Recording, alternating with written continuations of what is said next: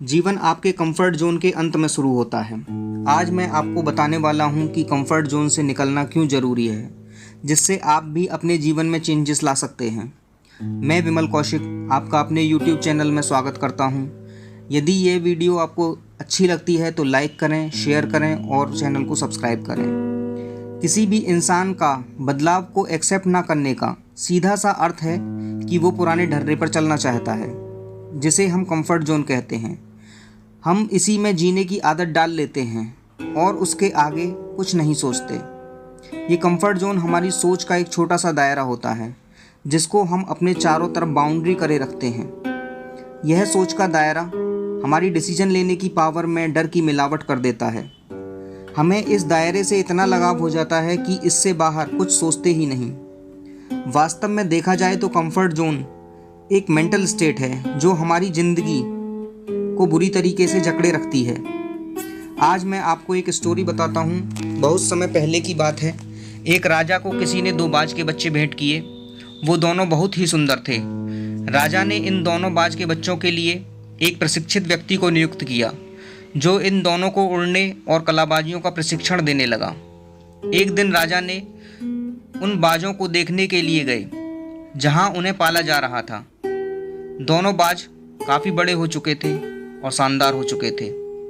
राजा ने उनकी उड़ान देखने की इच्छा जाहिर की और उस प्रशिक्षित व्यक्ति ने उन बाजों को उड़ने का इशारा किया। इशारा मिलते ही दोनों बाज उड़ने लगे। उसमें से एक बाज आसमान में ऊंचाइयों को छूने लगा, जबकि दूसरा बाज कुछ ऊंचाई तक उड़ता और वापस डाल पर आकर बैठ जाता। इसे देखकर राजा के मन में चिंता होने लगी और उसने इसके बारे में उस व्यक्ति से पूछा।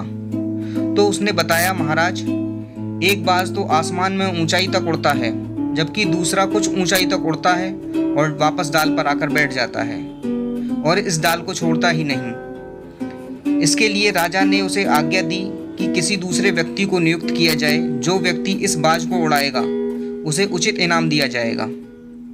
कुछ दिनों बाद राजा ने देखा कि दूसरा बाज भी आसमान में ऊंचाई तक उड़ रहा था। दोनों बाजों को देखकर राजा की खुशी का ठिकाना नहीं था। राजा ने उस व्यक्ति को अपने दरबार में बुलाने के लिए कहा जिसने उस बाज को उड़ाया था। इसके बाद एक किसान को दरबार में लाया गया जिसने बाज को उड़ाया था। राजा ने उसे स्वर्ण मुद्राएं इनाम में दी और राजा ने उस किसान से पूछा, आपने यह कैसे किया जो कोई और नहीं कर सका?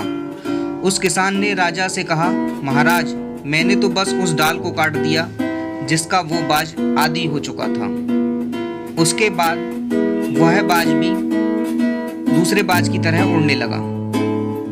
फ्रेंड्स, आपको भी उस डाल को काटने की ज़रूरत है जो आपकी उड़ान को रोक रही है। ऊंची उड़ान तभी संभव है जब ऐसी डाल को काटकर उड़ान भरी जाए, क्योंकि तभी आप अपनी असली मूल्य का पता लगा सकते हैं और अपने अंदर छिपी अपार संभावनाओं को पहचान सकते हैं। यह स्टोरी हमें सिखाती है अपने कंफर्ट जोन को तोड़कर हर परिस्थिति में हर तरीके से आगे बढ़ना है और अपने लक्ष्य तक पहुंचना है। आपको यह स्टोरी कैसी लगी कमेंट बॉक्स में लिखकर ज़रूर बताएं। यदि अभी तक आपने चैनल को सब्सक्राइब नहीं किया है तो चैनल को सब्सक्राइब करें, जिससे आपको नई नई आने वाली वीडियोज़ मिलती रहें।